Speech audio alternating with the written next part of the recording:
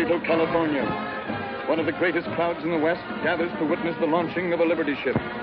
There is something about this crowd, as there is about this ship, that is different from any other.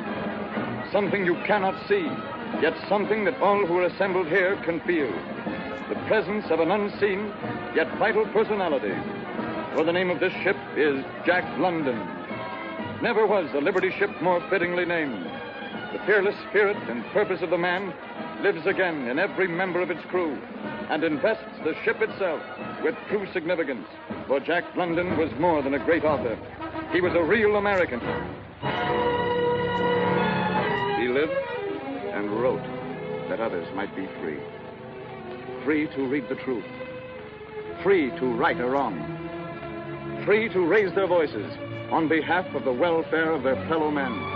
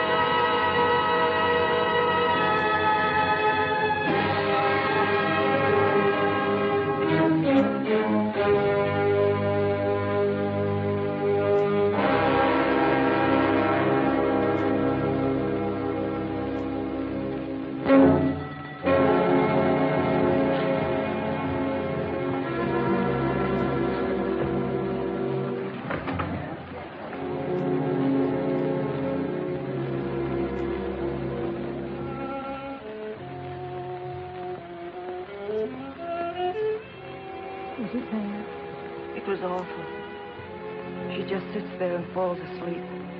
And the next thing you know, she's into it. And the machine smashes her hand.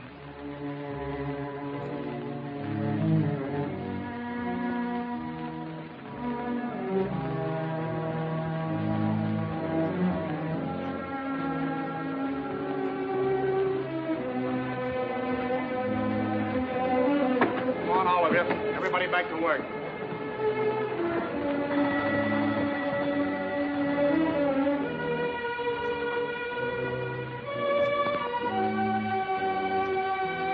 London, you too. Come on, get back to work or you won't have a job.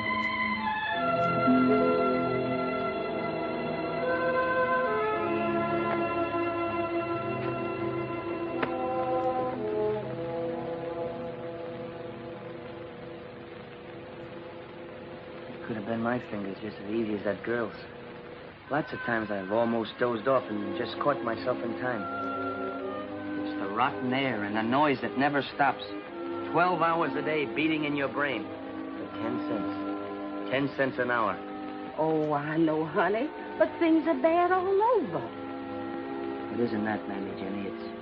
It's just that people like us, poor people, have to work in filthy holes just to exist. And that other people, rich people, can have everything they want. Fine clothes and carriages, and not only things, but time. Time to live, and time to think, and time to learn. That's what I want, Mammy Jenny. Time. I guess you're right, Jack. Mammy Jenny, have you got any money? Well, I've got some. Some I've been saving. Would you lend it to me? What for? I want to get myself a boat. I can make money, lots of them, fast. Jack London, what are you thinking about? Oyster hauling. Oyster hauling? Oyster pirating, you mean? I wouldn't stay at it long, Mammy Jenny. Just a few hauls, and I'd have enough money to last me 3 months. A whole year, maybe. Then I'd be free to get some schooling. Don't you let me hear you talk like that. I helped to bring you in this world. And I want to see you grow up right so you'll mount to something. I ain't going to help you get in no trouble. I don't want to get into trouble. I'm trying to get out. Is it wrong to want to fight your way out? I'd pay you back. Every cent, more even. Oh, it ain't the money, darling. You can have all I got. But I couldn't sleep nights worrying over you. Oh, Jack, if anything would happen to you, I'd never forgive myself. Never mind, Mammy Jenny. Forget about it.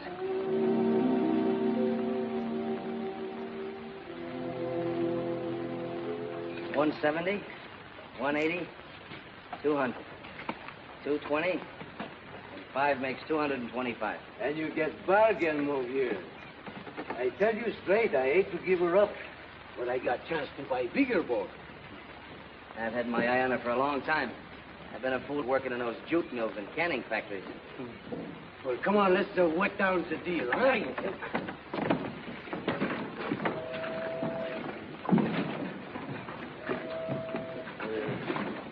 Oh, Mamie, get your stuff off that boat. Meet me on the Reindeer.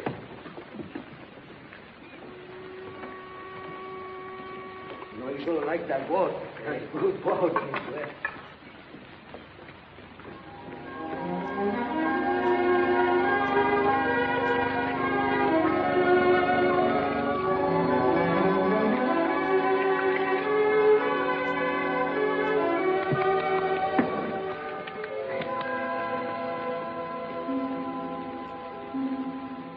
Hello.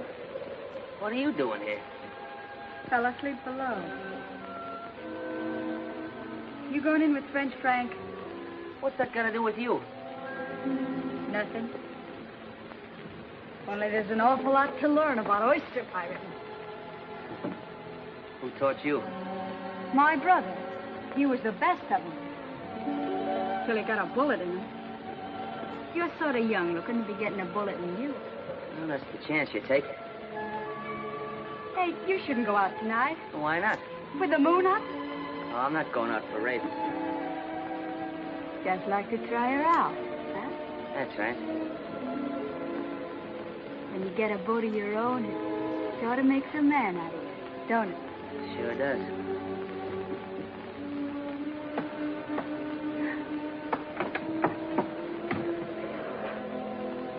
We got some sail patching to do. A rat must have got at this one.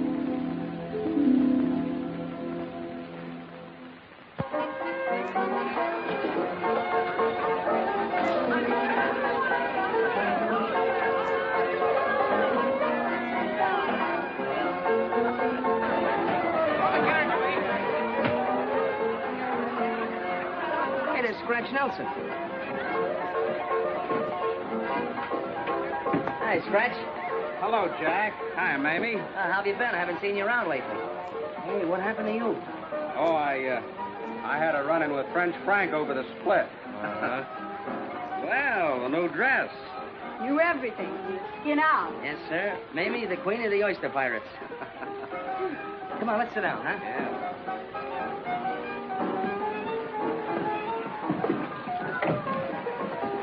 Hey, Jack. You know, I was just wondering, how's about me coming in with you? Why, sure, Scratch. We make enough for a three-way split. Be glad to have you. Only you better talk to my skipper here. Well, what do you say, Mamie? Sure. Why not? Then I'd have somebody to chew the fat with when Shakespeare is writing one of them yarns of his. Hey, Curly. Double drinks all around for my new partner. Coming up, Jack. We'll have a real blowout after our first big haul.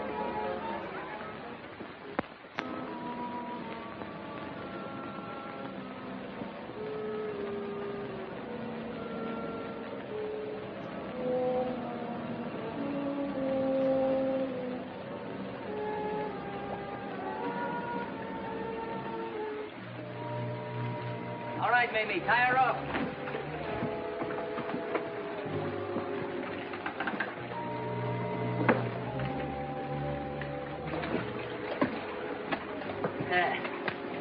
Well, we're in first again, Scratch. We ain't been second yet. Cab's Francie. Coming in on a drag anchor.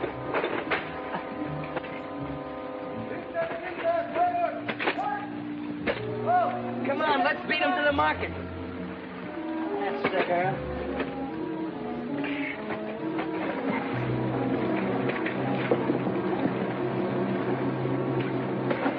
Keep up, boys. What do you think?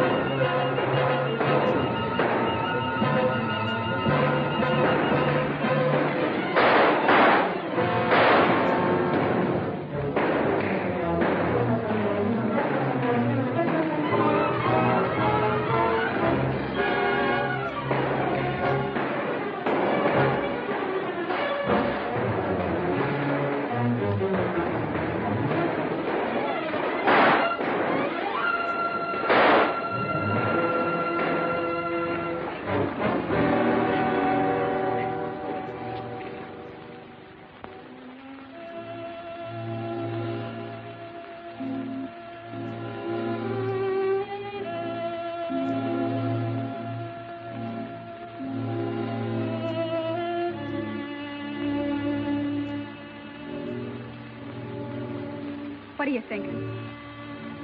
I'm thinking that one of these days it's going to be me laid out there on a slab, like a hulk, a dead fish, or worse, a 10-year prison stretch. Life, maybe. Let's go someplace, huh? I can't. What are you going to do? I'm through with this rotten business. Oh, don't talk like that, honey. You're just downhearted. Now, what happened? And losing your boat. Isn't that? I'm through. What about me? You got to choose for yourself. You bet your life I'll choose if that's the way you are. I'm sorry, but I got to. You're yellow. That's what you are. Quitter! Dirty, stinking quitter!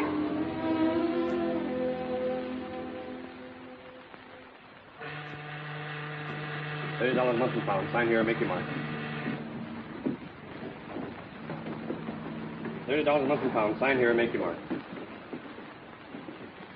$30 a monthly pound. Sign here. Well, Tom, old 48. Why, I thought you were back on that farm. I didn't make it. I'll make it this time, though, you bet. How long is this cruise? About 7 months. The Bering Sea. Well, that ain't so long. That's right, Tom. That's right. $30 a monthly pound. Sign your name. $30 a monthly pound. Sign here. Make your mark. $30 a monthly pound. Sign here. Name? Jack London. Experience? Not very much, sir, but I'm a good sailor. What are you signing on for? Able-bodied seaman. All right. $30 a monthly pound. Sign here and make your mark. He writes fine, just like a girl. $30 a monthly pound. Sign here and make your mark. $30 a monthly pound. Sign here and make your mark. $30 a monthly pound. Sign here and make your mark. $30 a monthly. How soon do we sail, Captain? Oh, you're anxious to sail, eh? Sure am. You just can't wait to tangle with them seals, huh? Down the forecastle.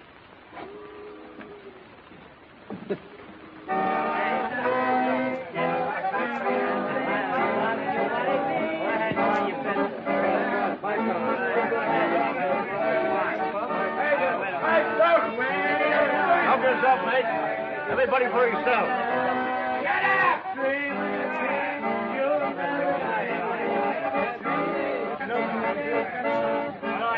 You're going to like this, old folks. I'm glad to be honored.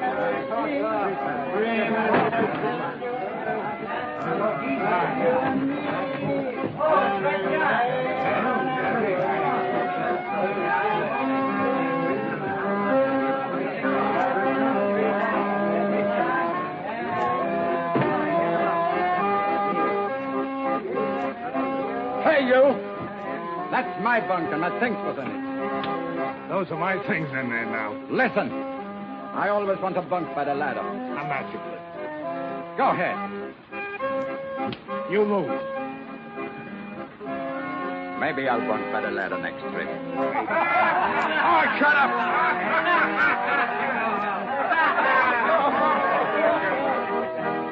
We're living in an old 40 acres. You mind your own business. Keep your mouth closed.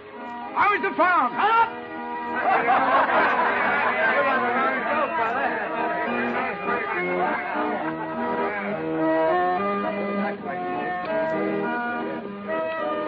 What's that, a Bible? No, but I got a Bible if you want one. What's this about, James? No, it's about man. Darwin's Origin of Species. For heaven's sake! Hey, mate! We got a professor aboard. Give me that book. You ain't got to be selfish with your learning, are you? Give me that book. Hey, Victor!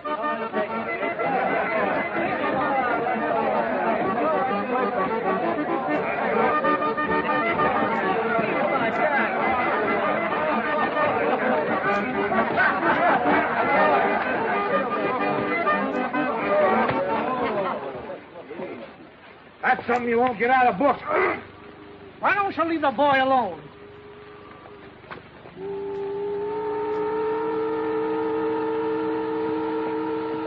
Let's finish the game. Okay, boys. 300. 20. 30. Good. Yeah.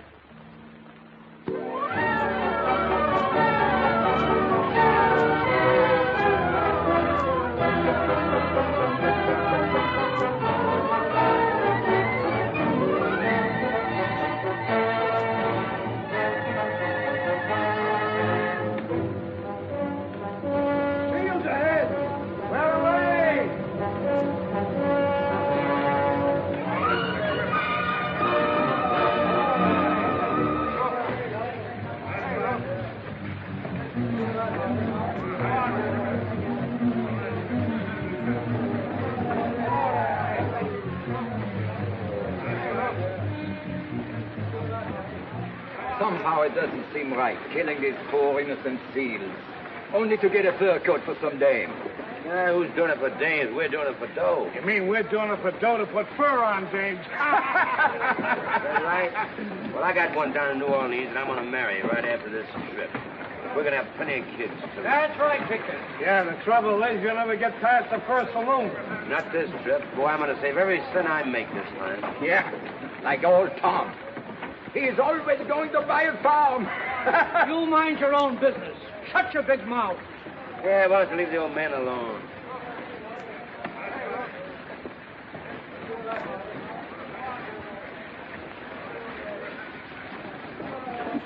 Hey, Victor, come here.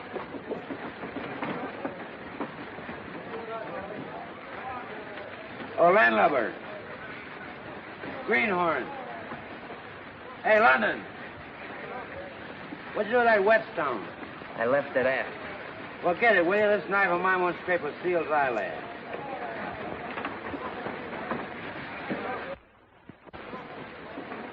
I'm going to slip a sail on Jack's bunk side. Don't nobody say nothing. We're going to have a rip-roaring time.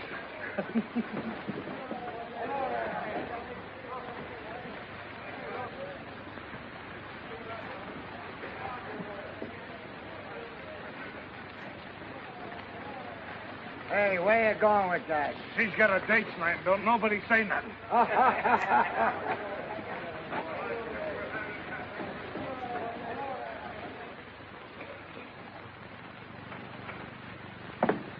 Pretty soon this dirty sealing business will be finished. Then we'll be heading for Yokohama. You ain't never been there, have you, Jack? And what's it like? Just imagine it was here, with a flock of geisha girls swarming all around. Geisha girls, huh? Just like any other girl, only better in some respects. That sure sounds great. I wish it would happen soon. It'll be soon enough. You get an experience coming that you'll never forget. Never. Sure sounds wonderful.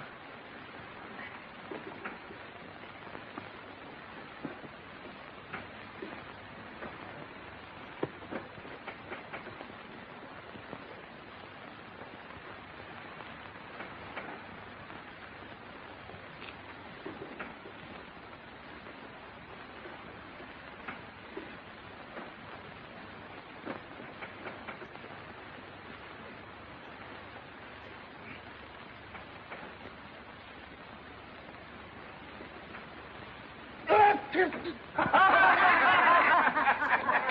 like the kid turned the tables on you. The joke is on you.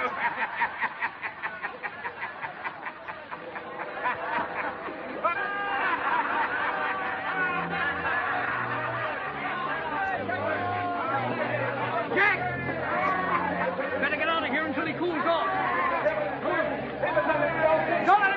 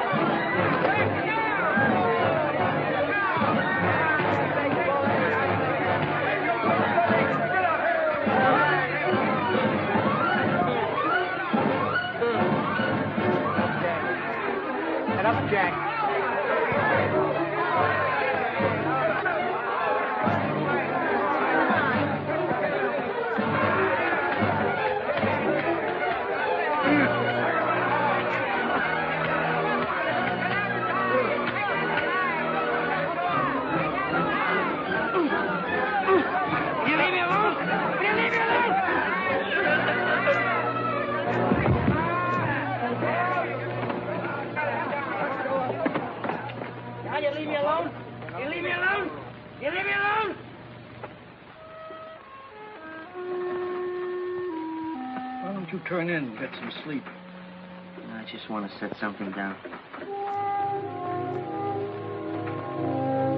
Not a man, but a beast. A wolf. A sea wolf. That's what we all are. But it's the sea that makes us that way, son. Cooped up here like a lot of animals, doing the same thing day after day, thinking the same things night after night.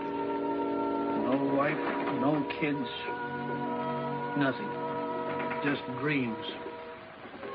Pretty soon we'll be back where we started from. And then you'll see. The big pail will go in the night. And the dreams will go in the night, too. Then we'll sign on again and it'll be the same thing all over. Not me. I'm going to be a writer. What are you going to write about? Oh, about all this, I guess. Only sometimes I worry about words. I don't know enough about words. Well, keep digging, kid. They'll come to you. And when they do, weave them. Make everyone count. I don't know anything about writing stories, but it seems to me it ought to be something like, well, like making a good net. Make every string and every knot mean something. When you've got them together, make them hold. Make them strong. I hardly ever went to school. And there's so much I want to learn. Well, keep after it, kid. Just steer a straight course. Keep that slush light burning.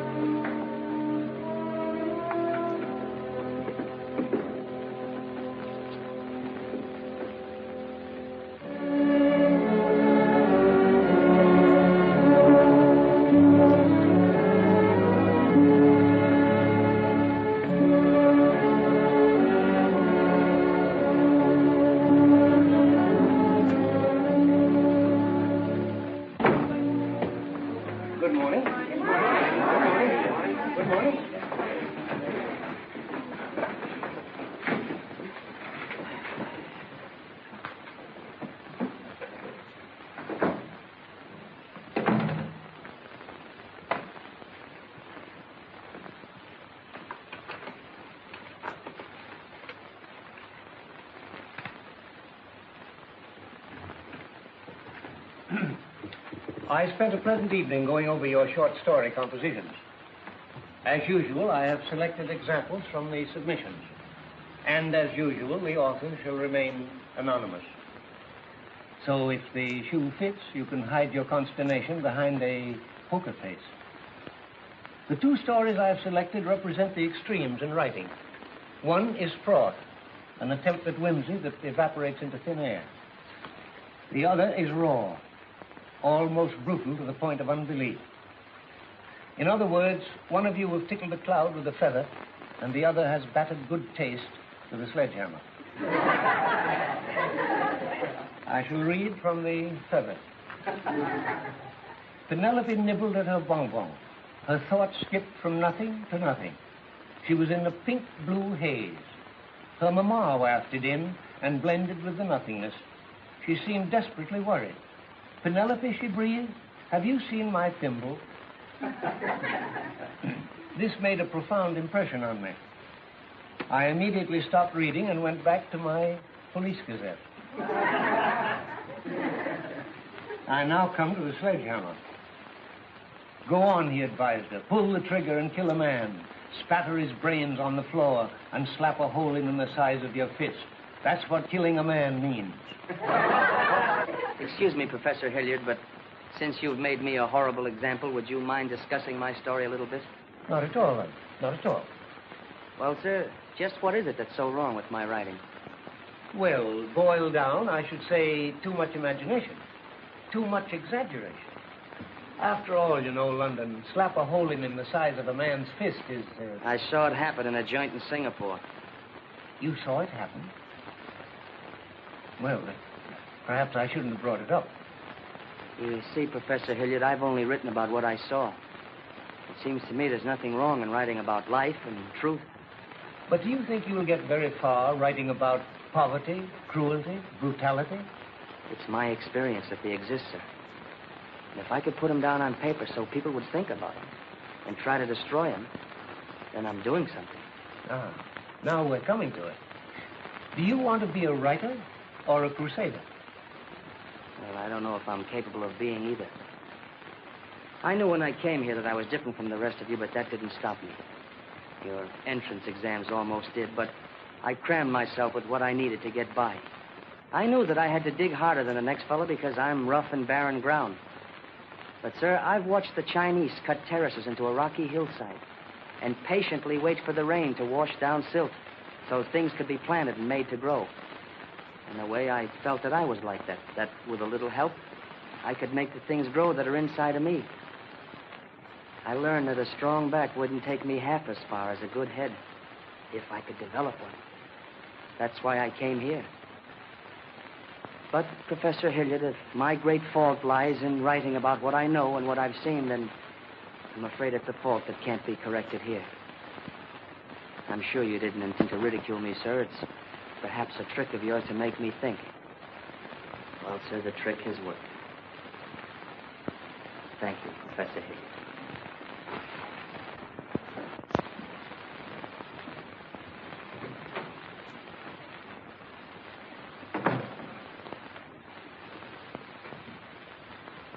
You have just witnessed an unusual display.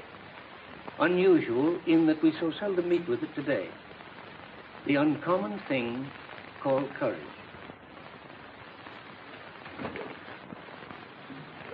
I would suggest that the rest of you do not try to emulate him.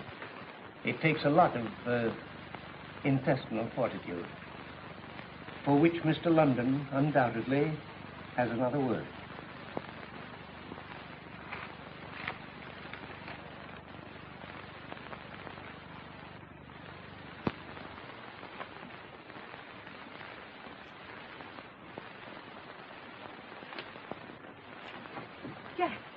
Jack, darling, what's wrong? You in trouble? No, Mammy, Jenny. I sent for you to help me pack and store some things.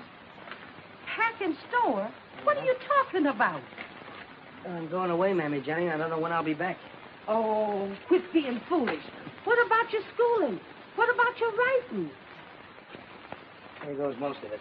You mean you burning all them stories you done wrote? And rewrote, Mammy, Jenny. Not all of them, though. I'm saving some. And one of these days, when I'm successful, dig them up out of this trunk and dust them off and send them to the same editors who are turning them down now. They'll buy them when I'm famous and write to tell me how good they are. But, Jack, you got me all mixed up. First you sweat and you grub and you work yourself sick so as you can go to school and learn to write. And talk it, just like that. And say you're going away. Where are you going? To the Yukon, Mammy Jenny. Yukon? Where's that? Up north in Alaska. What are you going up there for? To get some money, Mammy Jenny. There's been a gold strike. And with a little luck, I can hit it. And I won't have to worry. I can sit tight and study and read and write what I want to write. Not what a lot of editors and professors expect me to write. But how do you know you can do better up there than you can do here? And how are you so sure you ain't biting off more than you can chew? I got as much chance as the next fellow. You don't understand, Mammy Jenny. I just can't stay around here and be cramped between the jaws of a vice. I've got to get out. I've got to get away. Oh, I just wish I could be sure you wasn't jumping yourself out of the frying pan into the fire. It's so easy to do, Jack. But there's very few people that can jump out of the fire back in the pan again. Nothing could be as bad as the fire that's burning inside of me now. It's trying to burn through. It's got to burn. Someday, Mammy Jenny, maybe you'll know what I mean. Someday, maybe a lot of people will know what I mean.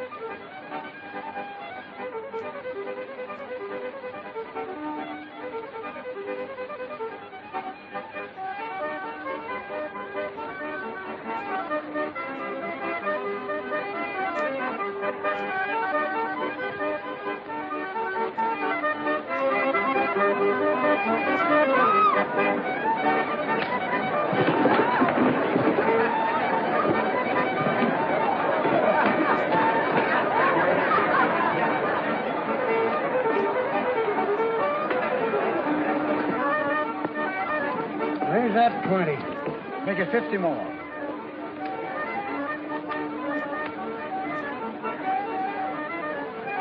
And 100. That's not too much. We call 200 more. All that. Come in, Charlie. How are you, stranger? Hi, how are you? Riding home to your best gal? Well, just jotting down an idea. There's a sourdough over there betting his fool head off. It's all wrapped up in rabbit's feet. That's not Luke Lannigan. That's the end of the poker game, boys. Now get back to the bar and I'll buy it for all of you. Give them anything they want, Al. Get out the bar and I'll buy it. Hey, Freda. I just want to claim worth $1 million. Imagine that Skywalker trying to bluff me out of a pair of deuces. Come on, baby, I'll buy you the joint. Oh, I'm busy. Can't you sing? Well, don't give me that now. Lift rabbits. You promised me if ever I won you... Let me go. You heard what she said, didn't you? Some other time. What happened? What you got about this? Boy, it's a good thing I blocked that. Oh, what's the difference? Come on, I just made $1 million. Everybody's the bar. Come on, let's have a bar. Quite a character. Say, where are you from? California. You from Spain? From Greece. Oh.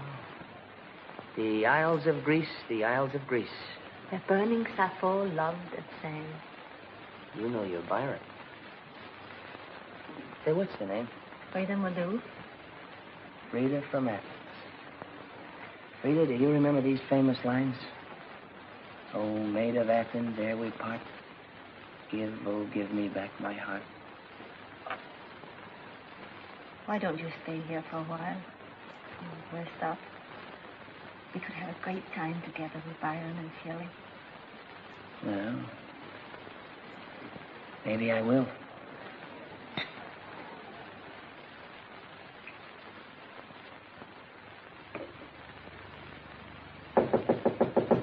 see who that is. It's Chaco. Hello. You got a minute? Where have you been all day? Well, I got an idea last night from what you were telling me about that mass book. Excuse me. I got an idea last night from what you were telling me about that mass ball, and I wrote a story about it. Of course, it's still rough, but I think I caught something of you in it. I'm going to call it The Scorn of Women. Hey, that doesn't sound bad. Well, here goes. Freda was a Greek girl. At least she purported to be Greek. Her furs were the most magnificent from Chilkoot to St. Michael. Oh, that's overdoing it a bit, isn't it? And her jewels were the envy of every woman. Ready, Miss Maloof. All right.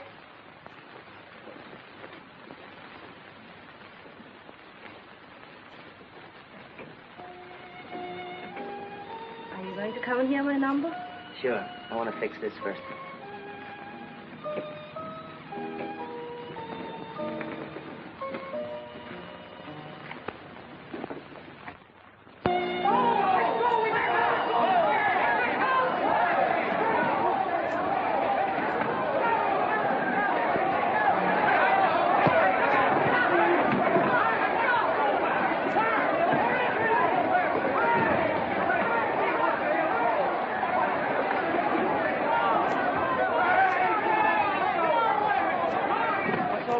Gold strike, biggest since El Dorado. Whereabouts? 80 miles from here.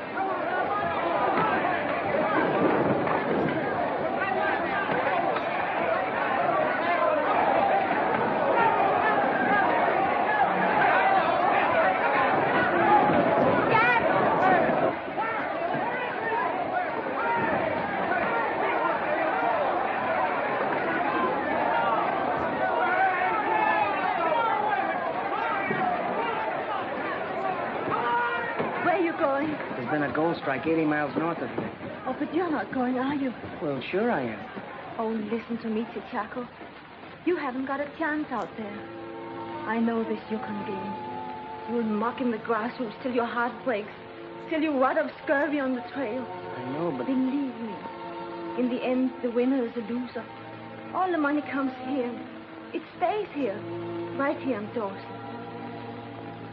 Thanks, Freda.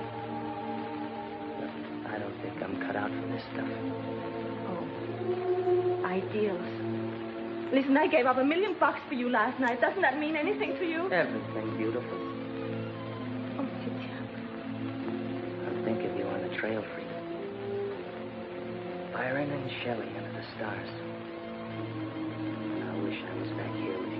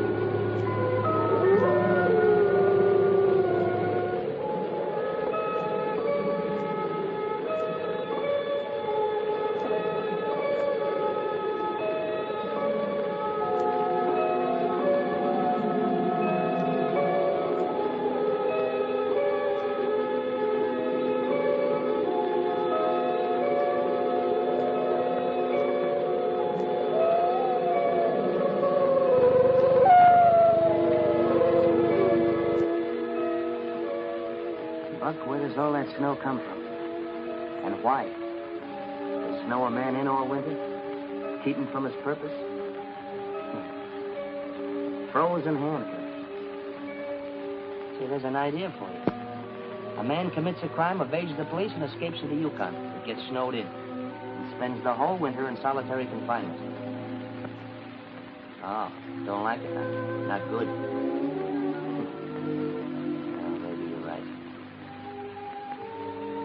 Well, let's light the lamp and spend a cozy evening working.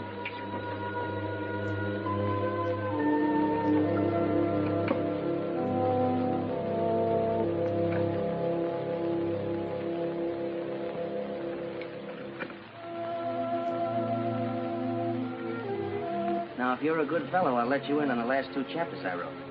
Remember where we left off last night? Right in the middle of the big fight. Well, listen to this. In vain, Buck strove to sink his teeth in the neck of the big white dog. Fang clashed fang, and lips were cut and bleeding. But Buck could not penetrate his enemy's guard. Time and time again, he tried for the snow-white throat, where light bubbled near to the surface. Where light bubbled near to the surface. Not a bad phrase, that. What do you say? Hey, you, Buck. Wake up. Aren't you even interested in hearing about yourself?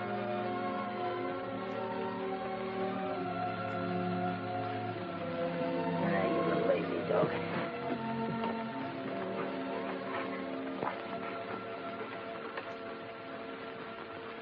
Say, where did you get that terrible scar? That must have ripped you wide open. Now, what a life you must have led, Buck. If you could only speak, what story you could tell. What a collaborator you'd be.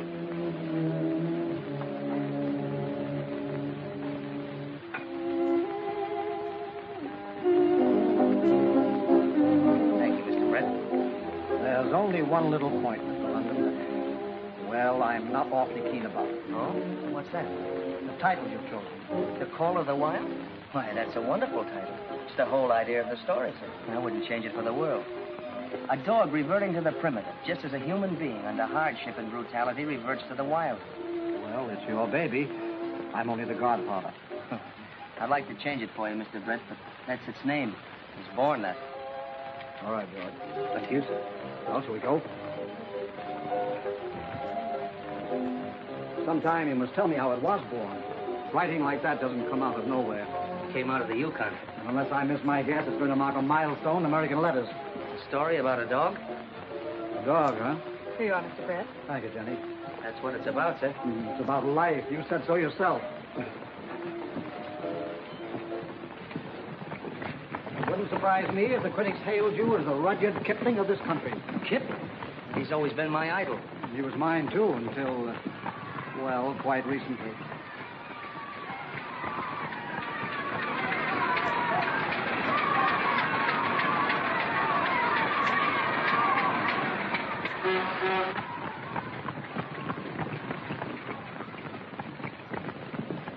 Charmian!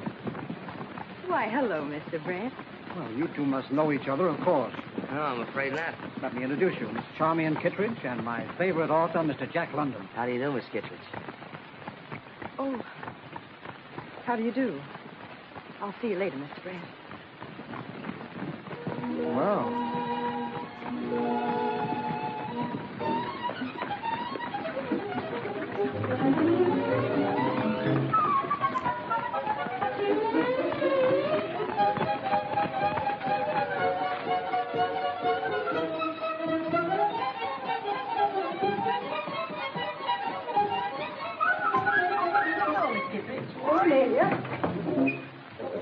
Pardon, did you wish to see someone?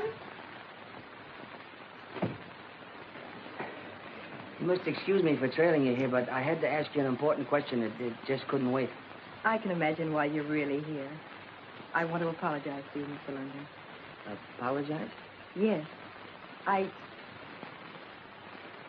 was in such a hurry to... I'm afraid I was a little abrupt on the street just now. Abrupt? I'm glad you didn't notice it.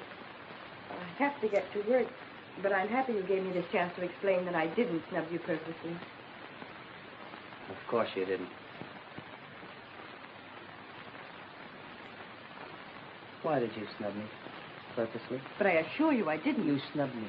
Purposely. Believe me, Mr. London, I didn't. Purposely? But everyone says you're going to be a gold mine to the firm. I wouldn't dare snub you. Why, what would Mr. Brett say? Purposely. Mr. London, if you're not going to believe me... Pardon me, Miss Kittredge. Mr. Brett wants to see you right away. And may I offer a couple of words of advice? What? Don't go. No, you stay here. Let me go. I'll explain to him and tell him it's all right as far as I'm concerned. Thank you, Mr. London, but I happen to be quite capable of taking care of my own affairs.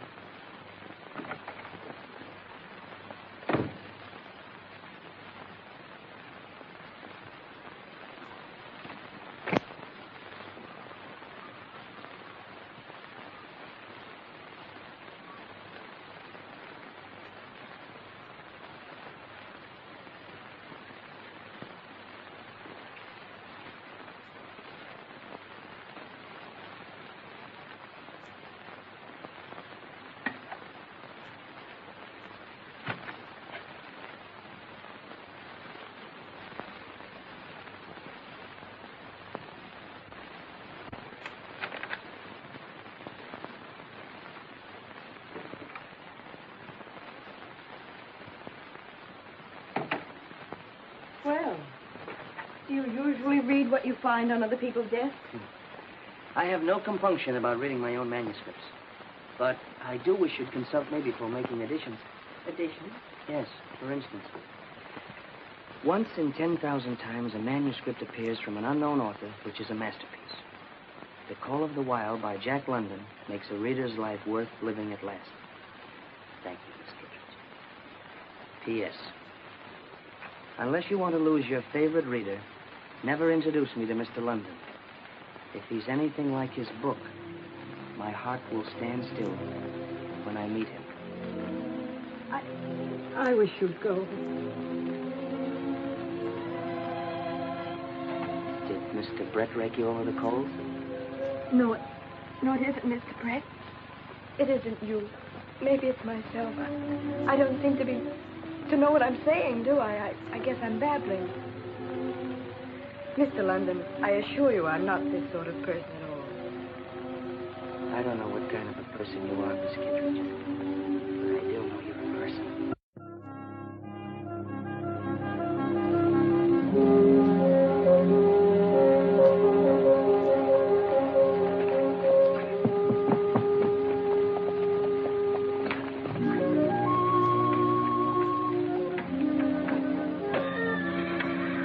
That horse likes me. He doesn't like the way you ride him. Well, I don't like the way he rides me. You know, I don't get it. When I was poor, I rode the rods because I had to. Now I ride a horse and I don't have to. Is that supposed to be an improvement? Well, Jack, it wouldn't matter if you were rich or poor, obscure or famous. You'll always be riding somewhere. You see, you just wrote the books. I read them. I think I know more about you than you know about yourself. You're not like other men. Well, that's not true. You should read the works of Jack London sometime and find out about yourself. No, the ordinary man is content to stay put, but you've got something in you that won't let you rest. Well, it's just that I hate traps. When I was young, I thought poverty was the only trap, and I swore I'd get out of it. Now I find that money can be just as much of a trap. Words can be a trap, too. Have you ever thought of all the people who have been caught and held by words like honor, duty, and love? You mean that you think love is a trap, too? No, I didn't mean that. I mean that... I understand. You're afraid for me, aren't you? You're afraid that I'll be the one to be called a trap. Oh, don't be foolish. I thought you understood about women. Don't you remember Frona? Your own heroine and daughter of the snows. A girl who makes her own way, daring, courageous, loyal, and understanding. She loved a man without that terrible possessiveness. You're like that. I'd like to be. Charmian, when a man and woman meet who are meant for each other, it's like a ship, new launched, rushing to the sea. The sliding waves rebel, but neither sea nor ship hear them as they rush into each other's lives.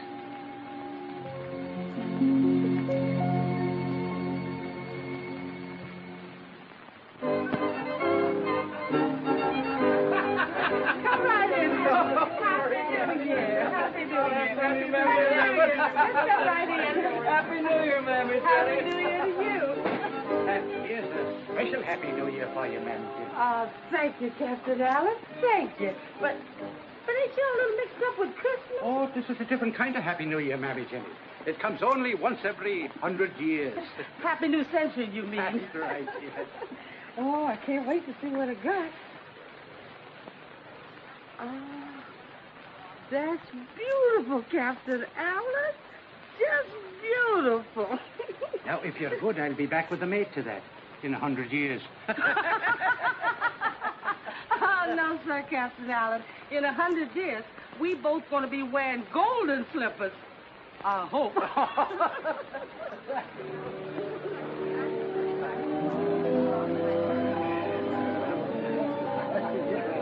But, gentlemen, there's never been a century like it. When you think of the progress we've made in culture, in industry, the comforts we enjoy, electric lights, the telephone. And don't forget those horseless carriages. A friend of mine has one longer. And I swear we must have been whizzing along at 20 miles an hour at least. No doubt about it, Jack. Civilization's darn near reached the apex. The millennium, huh? Not far from it. Well, the way I see it, we've only got 1 foot out of the Dark Ages.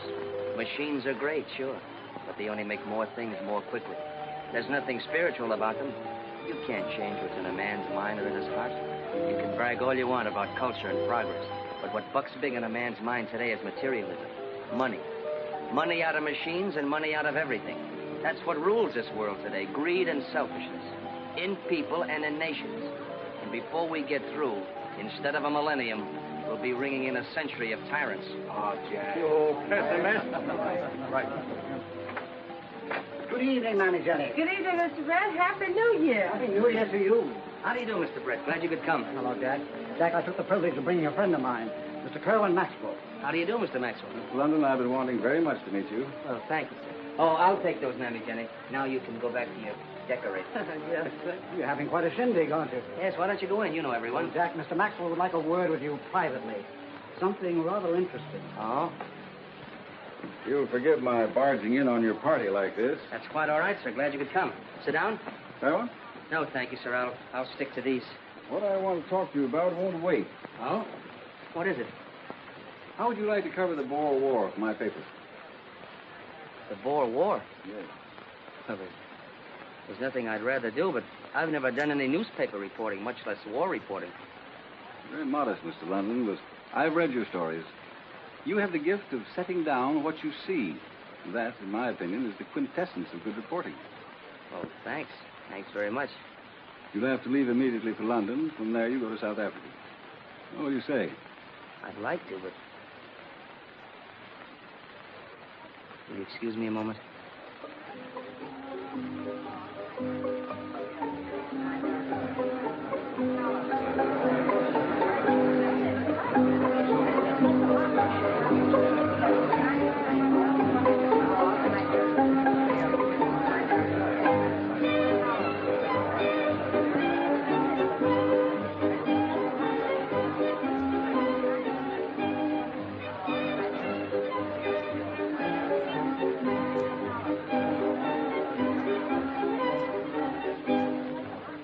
What is it, dearest? Well, it's quite a surprise. I hardly know how to tell you. Mr. Maxwell of the Globe has just made me a very flattering offer. Well, that's wonderful. Well, maybe it is, and maybe it isn't. See, he wants me to leave right away for South Africa to cover the Boer War. What did you tell him? I didn't tell him anything. But you want to go, don't you? It's out of the question, of course, with me postponing all our plans. We'll have all our lives. This will be a great adventure for you. But...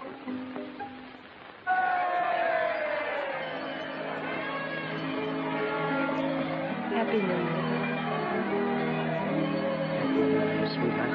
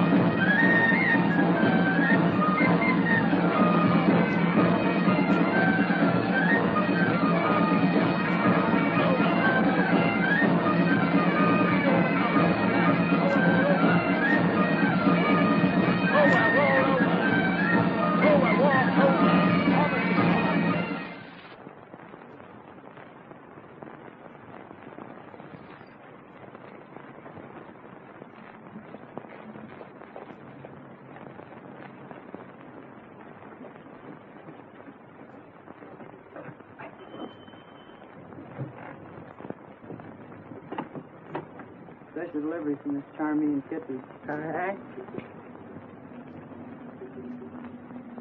Thank you, sir. Oh, Miss Charmian. Miss Charmian, here's a letter from Mr. Jack. Return address, Port Said. Oh.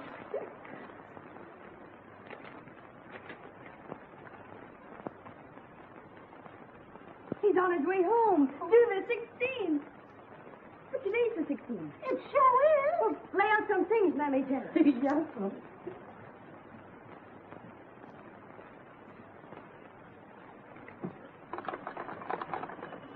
Mark it 9623, please. An outline. Could you please tell me what time does the Cambria get in? Why, the Cambria docked 2 hours ago. Thank you. I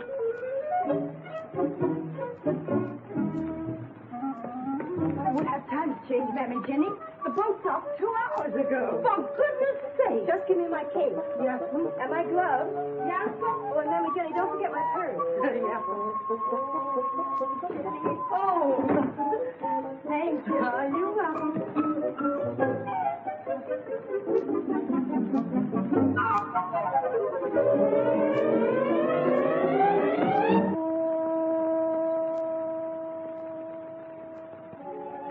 You're as lovely as I knew you'd be. Jack.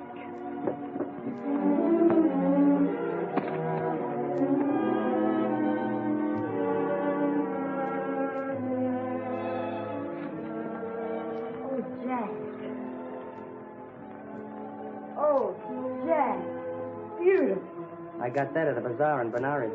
To tell you the truth, I wasn't going to buy it, but you put up such an awful fuss. Everywhere I went, you were right there beside me. And now you're really here. It keeps. Nothing will ever take me away from you again. Nothing, darling. You still want to marry me? Tomorrow? And tonight we celebrate.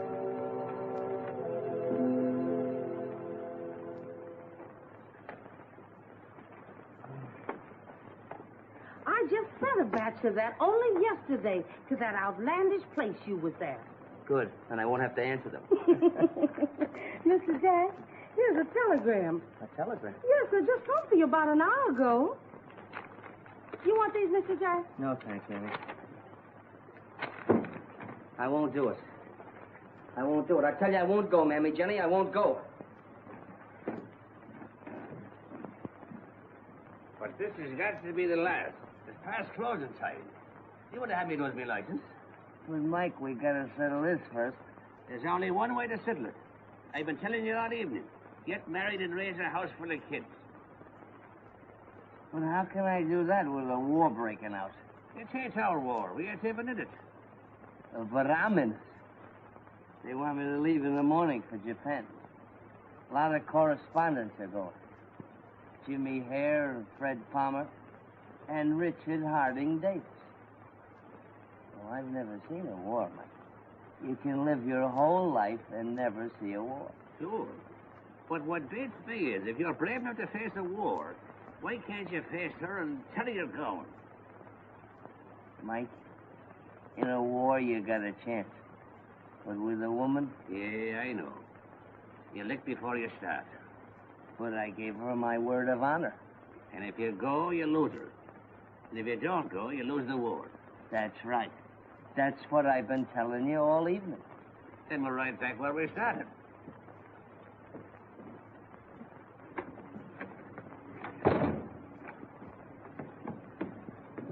Night, Mike. Thanks. You've been a big help. Better stay home, Jack, and raise them kids. Now, don't start that again.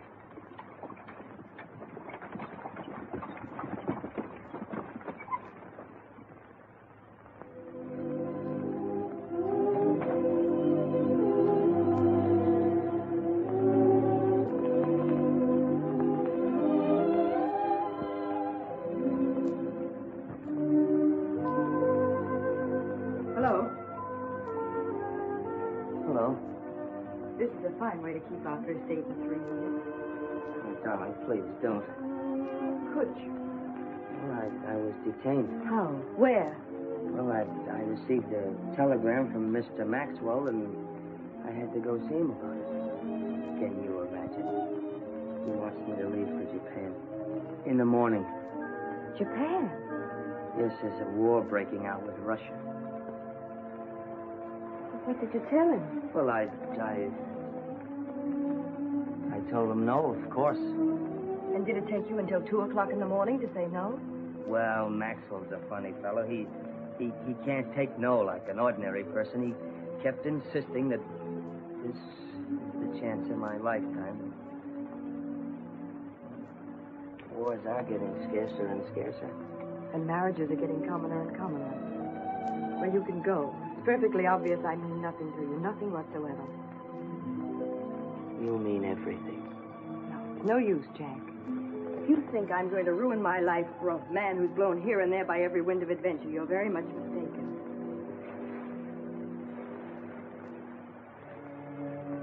I won't let you go.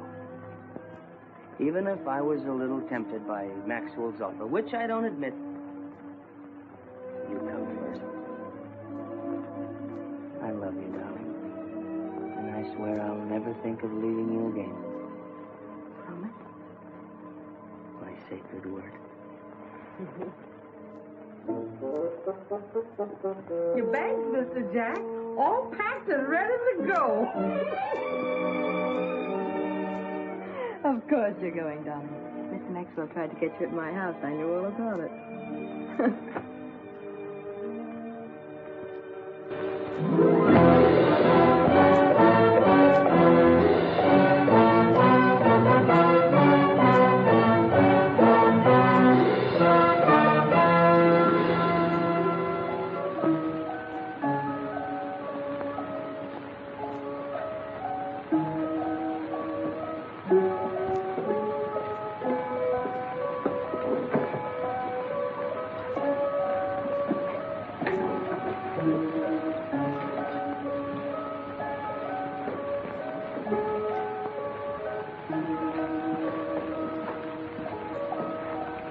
Suddenly breaking their necks to make us comfortable.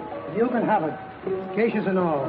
What I'd give for a steamed beer and a corned beef sandwich. Looks like they're going to have it. They're concluding peace negotiations right now. 7,000 miles to Tokyo and nothing to show for it but a nice hot belly from washing rice down with sake. You can't tell. As long as those skirmishes on the Korean border keep up, there's They no don't telling... mean a thing, Dick. Just saber rattling to scare the Tsar into conceding some point or other. Maybe. Well, I'll string along with Davis. Russia doesn't want war, that's a cinch. And if these boys want peace, why are they sending troops into Korea? Who said they are? I say they are. I was down at the waterfront this morning. Stand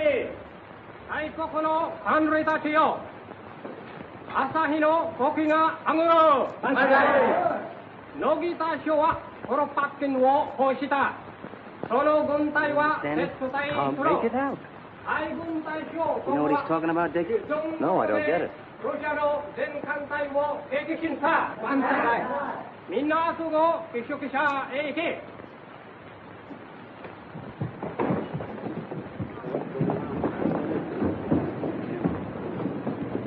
Say, just a minute. What's all the excitement? I have the pleasure to report that our honorable Navy has just sunk the Russian fleet at Port Arthur.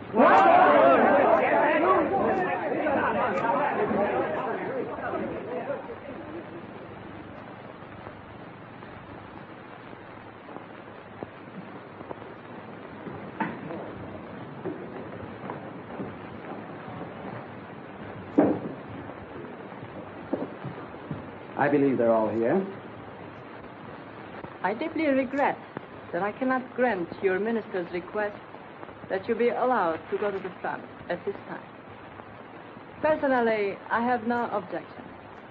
But unfortunately, such permission must come from a higher official than I have the honor to be.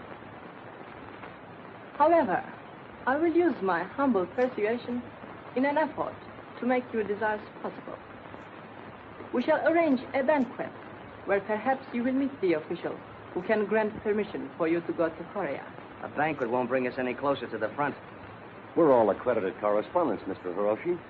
All we want to do is get the news and get it back to our paper so the world will know what's going on. Sometimes it is not practical that the world know what is going on. If, for instance, the Russians would have known what was going on, there would have been no Port Arthur. We could not have dealt what you call in your country the first punch. You're a little mixed up, aren't you? You mean sneak punch. The idioms of your country are so quaint, young man. I'm sorry. There's nothing I can do at the moment.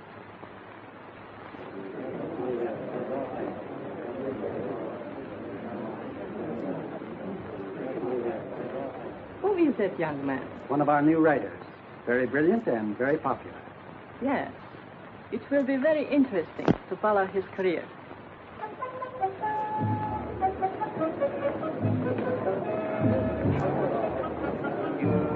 Hey, Dick, what are we going to do about this? Well, there's no use of arguing about it. We're in the same predicament as the girl who was told she could go swimming, but not to go near the water. Well, I'm going near the water. I don't care what that little sawed-off runt says. Permission or no permission, I'm going to Korea. Jack, that's being plain bullheaded. I've been in the game too long. You can't get out of Tokyo without official sanction. Dick, I'll bet you $100 I can get to the front. I'll bet you $100 you won't. You're on. Hey, Jack. Good luck, Jack. Good luck, Jack.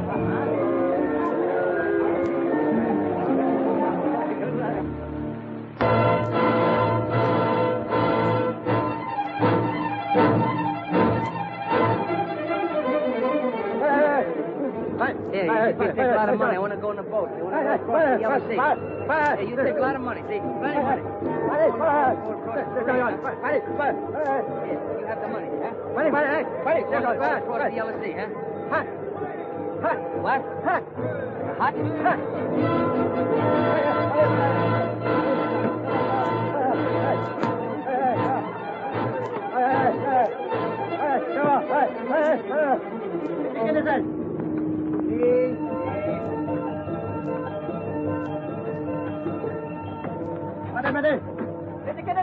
There, I'd like to get past it. Busy.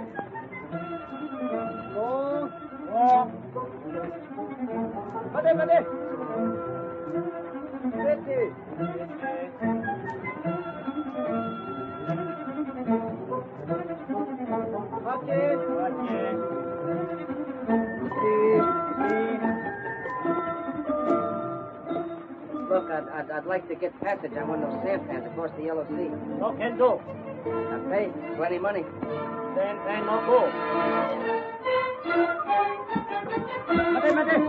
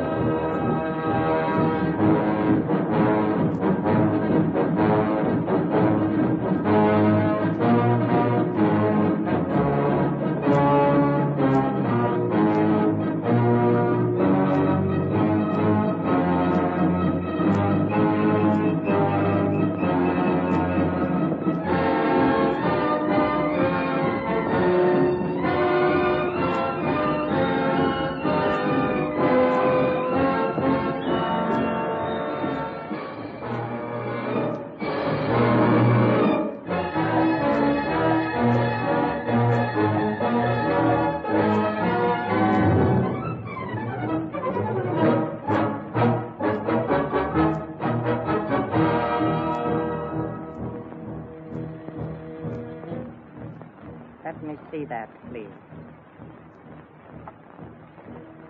I'm an American war correspondent. Yes, but this is a forbidden zone, and pictures sometimes fall into the wrong hands. Wonderful. Very fast lens, I imagine. Let me congratulate you. Let me congratulate you on your knowledge of my language. You must have spent some time in America. Yes, although I learned my English at Oxford. I am Captain Tanaka. Glad to know you, Captain. My name is Jack London. Oh, I've read some of your books. Very good, too. Well, thank you very much. Now you know I'm not a spy. Where are you going? To the front, if I can persuade someone to give me permission. Perhaps I can arrange it. Meanwhile, it will be a great honor to have you as my guest. Come along.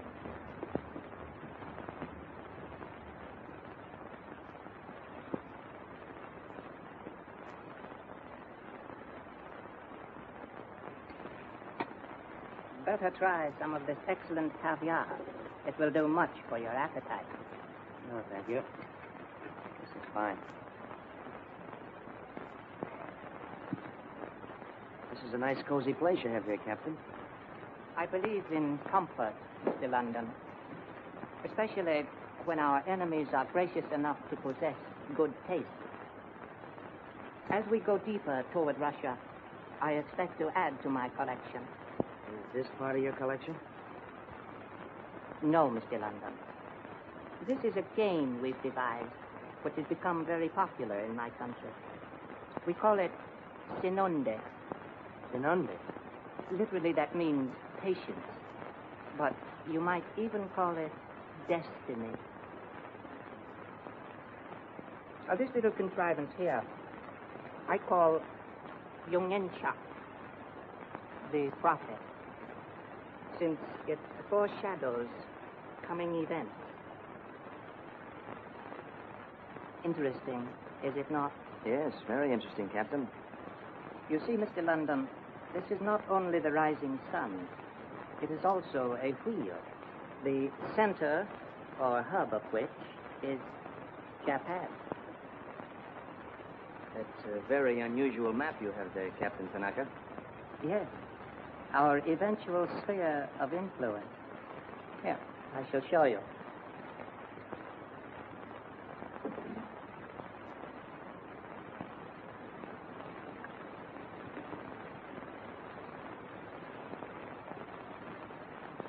You will note that the spokes radiate in all directions from the hub from which they naturally emanate, and to which, perforce, they must converge.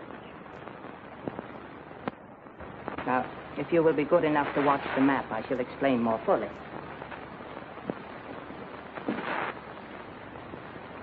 Here is the theater of our present operations. But tomorrow, as you shall see, we will have crossed the Yalu River. And soon we'll have all of Korea. A stepping stone to Manchuria. Manchuria? And then Mongolia. A land of milk and honey. 200 million tons of timber. 1 billion tons of iron. 2 billion tons of coal. Enough to last Japan for 70 years. We'll be stronger then, able to move both east and west. You're out to gobble up all Asia? Oh, yes. Though not at once. First, we must conquer China.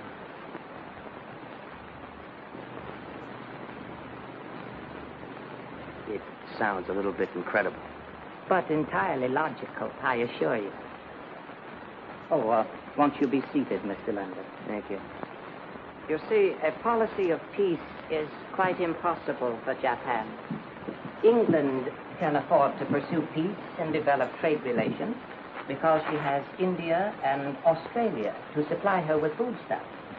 So can America, because of South America and Canada. But in Japan, our food supply decreases in proportion to our population, you understand.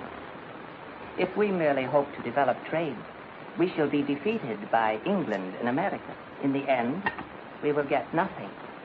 That is a mathematical certainty. We've got to control China. But in order to control China, we will have to crush your country and England. That may take many years, of course. 50, 100 perhaps. But it has all been carefully planned. Scientifically. The rising sun has a destiny. Her expansion is inevitable. This, the taking of Korea, is only the first step, the first act of the drama. But the play is on. The curtain is up. And it will ring down, you'll see, upon a Japanese world.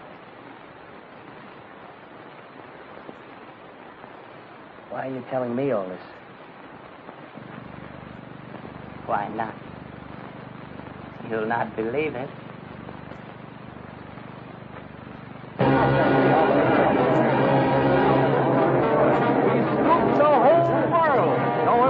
Has it? Not even the European paper. Wait a minute, boys. If you want to hear some good reporting, listen to this.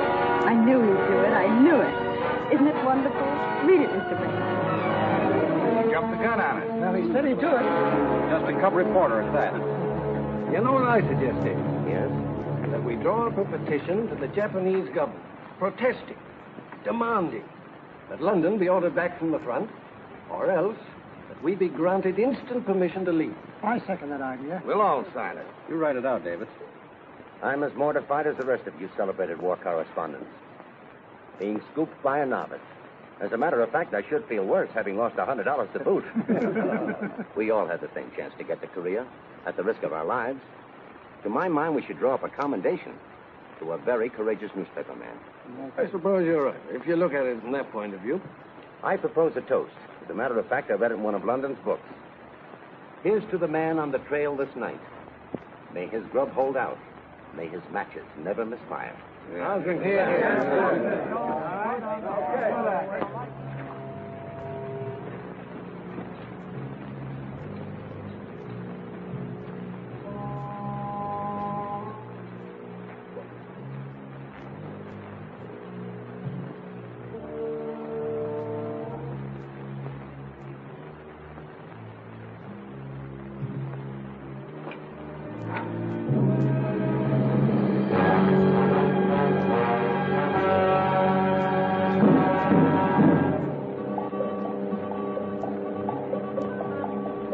Under arrest. What for? Hotting.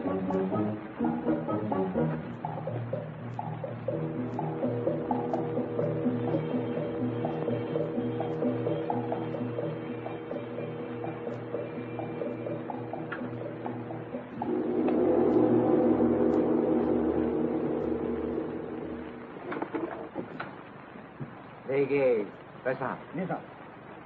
Take off a hat. Oh, sorry. Tanani kitaka kitakolan. Here. How did you get to Korea? By sampan, across the Yellow Sea. Nihashi imuta hata. Tanani Chimopo jata. How did you get past Chimopo? Through the courtesy of Captain Tanaka. Tanaka. Tanaka. Also you. Do not believe you. Well, why don't you ask Captain Tanaka? Why did you take pictures in Nagasaki? Why did you take pictures in Nagasaki? I was never in Nagasaki. Inoda-san Nagasaki Kishonsa. Also you. Japanese custom different from American. Therefore, you must not tell any lie. Ikito? Yes. General, it's all true. Good, good. You stay in the jail. Hey, now, wait a minute. You can't do this. I'm gonna...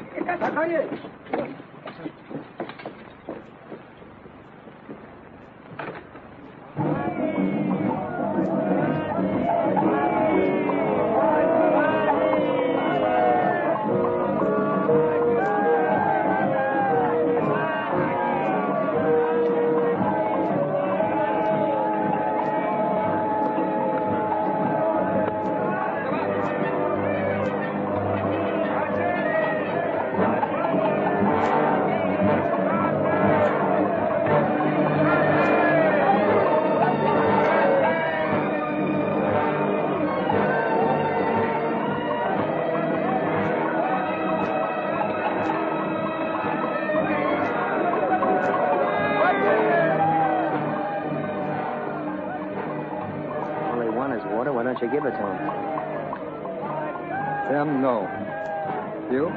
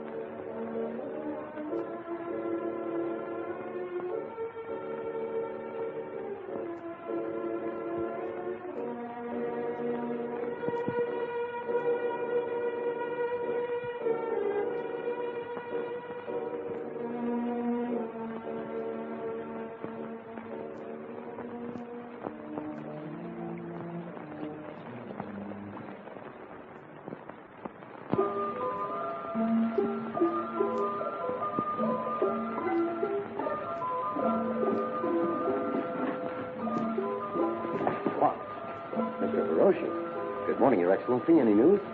Always news. Very good news. Oh, about that writer friend of yours, Jack London. Yes? No wonder he was so anxious to get to the front. Why? He's in jail in Pyongyang. He turned out to be a Russian spy.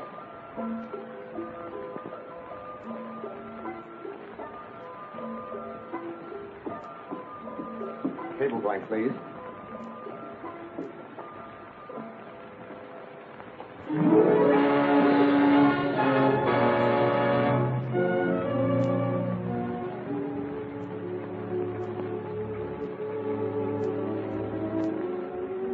The Japanese ambassador, Mr. Tanaka, here.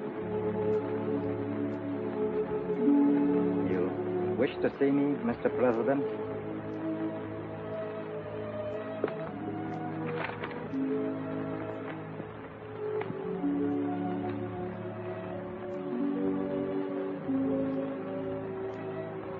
Kindly inform your Mikado that I demand the immediate release of Mr. Jack London. I'll convey your suggestion, Mr. President.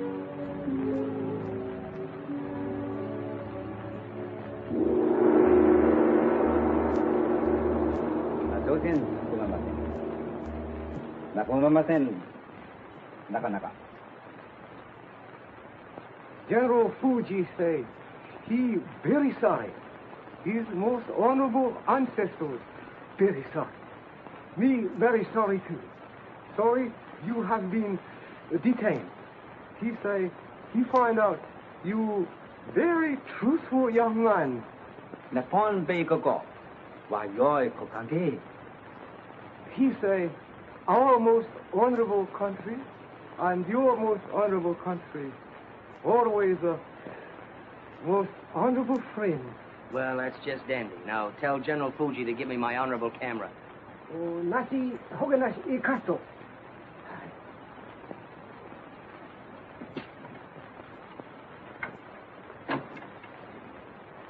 Arigato. Nakanaka.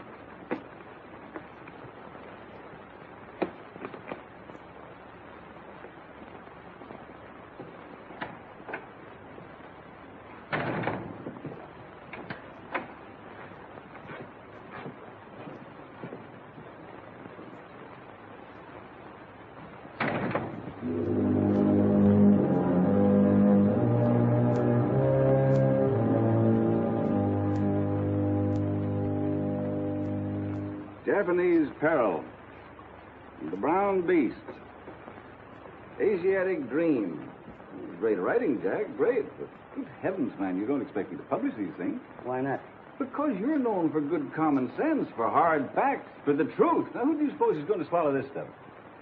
A big truth is more difficult to swallow than a big lie, but it doesn't make it any the less the truth. I didn't write these articles for fame or money, Mr. Maxwell. I wrote them because I felt it was my patriotic duty. And it's your duty as a publisher to print them. No, I'm sorry, Jack, but I can't. For two reasons. First, you've nothing to substantiate the charges you make against Japan. But I saw it with my own eyes. Japanese treachery, Japanese barbarism. I've told you of the hours I spent listening to Tanaka. An army captain, a madman, most likely. Genghis Khan was a madman, most likely. So was every conqueror down through history. And second, and most important, Japan and this country are friends. Japan is one of this country's best customers. We do billions of dollars worth of business with her, and you insult her at every turn. Well, look, you see here, the Japanese race has embarked on a course of conquest, the goal of which no man knows. That's right. And here, again, the headmen of Japan are dreaming ambitiously, a Napoleonic dream. I say more. What happened at Port Arthur will happen again someday. Will happen here to us. When the Japs beat the Russians, they conquered the white man for the first time in history, and they mean to go on conquering them. Someday the white man's dream bubble of peace with Japan will be punctured. But one country at least won't be surprised. That country will be Russia. She was wakened from her dream. We're still dreaming. Oh, dreaming. Why, Jack, you're cuckoo. Those sawed-off little runts from their papier-mâché island, why, we could lick them with one hand tied behind us. Mr. Maxwell, if Jack feels so strongly... Don't argue with him, Charmian. I'll get this stuff published. I'll yell it from the rooftops. Come along, dearest. All right, you old firebrand. But nobody will believe you. Still reason. It's not the truth he's worried about. I proved that to him. It's money. $2 billion worth of business. Sure. Lull yourself to sleep, then your little brown customer sneaks up and slits your throat, and he says they won't believe me. Maybe they won't believe me. Of course they'll believe you. Darling, everything you write, everything you say rings with truth. It's real and honest. It's you. It's the spirit of Jack London. You're that part of me. I knew it when I first met you. Remember what I told you? About a ship in the sea? I'll always remember. When a man and woman are meant for each other, like the ship new launched, they rush to the sea. The sliding waves rebel, but neither sea nor ship hear them as they rush into each other's lives.